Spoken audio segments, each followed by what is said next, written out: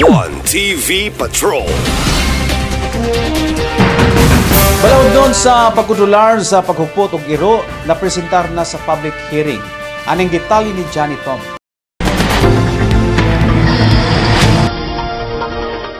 Malampusong napresentar ni Committee on Education Chairperson Cecil Co ang proposed ordinance nga moregulit o mokontrolar sa pagpanag-iya o paghupot og iro og iring isip proponent o nangulo sa maong balaodon. Anausab ang mayura sa mga sakop sa konseho sa syudad isip miyembro sa Committee of the Whole nga gipanguluhan ni Majority Floor Leader Attorney Mars Tapayan isip presiding officer o chairman sa public hearing. Mga nakadayang sektor nga gipangdapit labi na sa liga ng mga barangay ng syudad nga mao'y first line nga mo implementar sa ordinansa: Department of Education, Academe, Chamber of Commerce, City Veterinary Office o uban pa. Pipilas sa mga proposed provision nga napadayag sa proponent mao ang pagsabitar og mga bipat member aron bansayon sa City Veterinary Office kung unsaon pagdakop sa laong nga mga iro og iring nga dili makalapas sa Animal Welfare Act. Obligadong pagpahikot o paghawla, pagparehistro o pag-ila sa mga tag-iya. Obligasyon sa mga tag-iya kung kini nakadisgrasya sa kadalanan o nakapaak o multa nga ipahamtang sa mga tag-iya sa mga madakpang iro.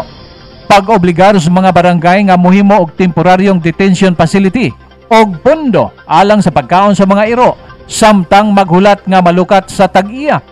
Gipasalamatan usab sa City Veterinary Office ang presensya sa Department of Education sa rason nga instrumento ang mga magtutudlo sa pagpahibalo o pagpahinumdum sa mga estudyante nga ang pagbaton og mga pit sama sa iro adunay dakong responsibilidad o kaakuhan.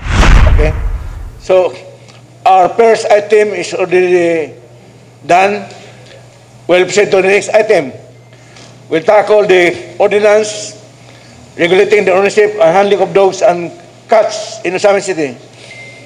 The principal author is our colleague, Honorable Cecil Yoco, and it is supported by all members of the City Council.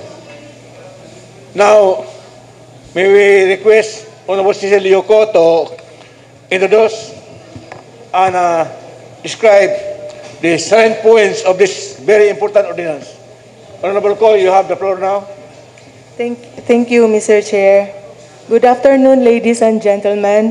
It is my honor to present to you a proposed ordinance titled Regulating the Ownership and Handling of Dogs and Cats in Osamis City. This ordinance is framed in order to address the following.